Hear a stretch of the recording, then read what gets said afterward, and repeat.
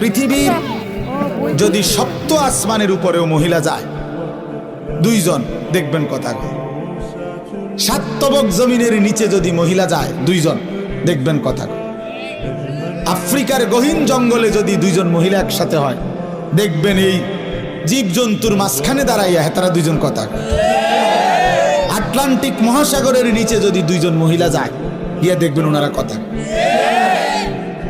বাকিরা হয়তো তাগরে উদ্ধারের লেগে চিন্তা করতে আছে, তো তারা কথা কইতেছে, বুঝেন নাই কথা, তারা কোনো টেনশন।